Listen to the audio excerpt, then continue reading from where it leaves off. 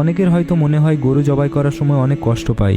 আজকে আমরা জানার চেষ্টা করব গরু জবাই করার সময় আসলেই কি সে কষ্ট পায়, আর যদি কষ্ট পেয়েই থাকে তাহলে কতটুকু। আপনারা এখানে দেখতে পাচ্ছেন গরুর গলার কাছে 4টি অংশ থাকে। এটা হলো কণ্ঠনালী, তারপরে হচ্ছে খাদ্যনালী, আর 2টি আর্টারি থাকে। কোনো মুসলিম যখন গরু জবাই করে তখন বিসমিল্লাহি আল্লাহু আকবার বলে শুরু করতে হয় এবং এটা আবশ্যিক। এবং গরু জবাই ছুরিটাও ধারালো হওয়া জরুরি। প্রথমে যখন গরুর গলার চামড়া কাটে তখন গরু ব্যথা পায়, এবং তারপর যখন এই 4টি অংশ কেটে যায় তারপর থেকে সে আর ব্যথা পায় না। 4টি অংশ কি কি? একটা হলো কণ্ঠনালী, 2 নম্বর হচ্ছে খাদ্যনালী, আর 2টো আর্টারি।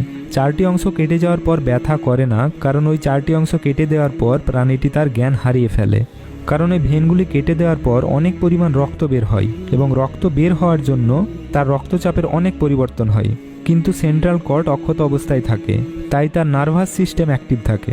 এদিকে গলার ভেনগুলো কেটে যাওয়ার জন্য ব্রেনে রক্তের প্রয়োজন হয়।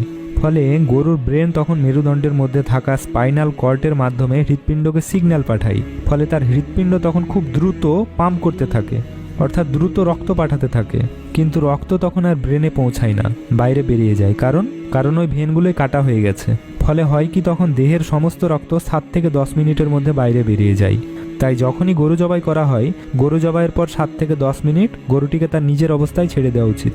অনেকে গরু জবাইয়ের পর তার মেরুদণ্ডের স্পাইনাল কর্টেক্সকে কেটে দেয়। তাতে হয় কি, তার হার্ট পাম্প করা বন্ধ করে দেয়, অর্থাৎ হার্ট অ্যাটাক হয়। আর হার্ট পাম্প করা বন্ধ করে দিলে শরীরের সমস্ত রক্ত বাইরে বেরিয়ে আসতে পারে না। ফলে সেই মাংস যদি ভালোভাবে রান্না না করা হয় তাহলে কিন্তু শরীরের অনেক রোগ সৃষ্টি হতে পারে। তাই সাবধান এবং সতর্ক থাকবেন। ইসলামিক পদ্ধতিতে সঠিকভাবে গরুকে জবাই করবেন। আল্লাহ আমাদের সবাইকে কোরআন এবং সুন্নাহ মোতাবেক চলার তৌফিক দান করুন। আমিন।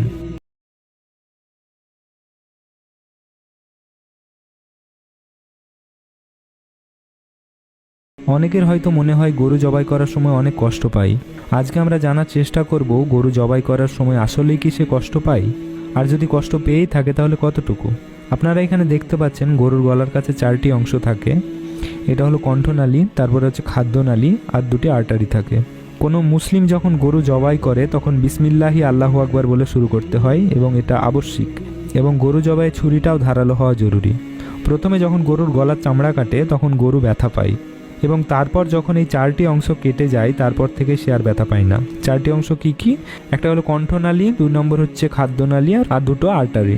4টি অংশ কেটে যাওয়ার পর ব্যথা করে না, কারণ ওই 4টি অংশ কেটে দেওয়ার পর প্রাণীটি তার জ্ঞান হারিয়ে ফেলে। কারণ এই ভেনগুলি কেটে দেওয়ার পর অনেক পরিমাণ রক্ত বের হয়, এবং রক্ত বের হওয়ার জন্য তার রক্তচাপের অনেক পরিবর্তন হয়। কিন্তু সেন্ট্রাল কর্ড অক্ষত অবস্থায় থাকে, তাই তার নার্ভাস সিস্টেম অ্যাক্টিভ থাকে। এদিকে গলার ভেনগুলো কেটে যাওয়ার জন্য ব্রেনে রক্তের প্রয়োজন হয়। ফলে গরুর ব্রেন তখন মেরুদণ্ডের মধ্যে থাকা স্পাইনাল কর্ডের মাধ্যমে হৃৎপিণ্ডকে সিগন্যাল পাঠায়। ফলে তার হৃৎপিণ্ড তখন খুব দ্রুত পাম্প করতে থাকে, অর্থাৎ দ্রুত রক্ত পাঠাতে থাকে। কিন্তু রক্ত তখন আর ব্রেনে পৌঁছায় না, বাইরে বেরিয়ে যায়। কারণ ওই ভেনগুলোই কাটা হয়ে গেছে। ফলে হয় কি, তখন দেহের সমস্ত রক্ত 7 থেকে 10 মিনিটের মধ্যে বাইরে বেরিয়ে যায়। তাই যখনই গরু জবাই করা হয়, গরু জবাইয়ের পর 7 থেকে 10 মিনিট গরুটিকে তার নিজের অবস্থায় ছেড়ে দেওয়া উচিত।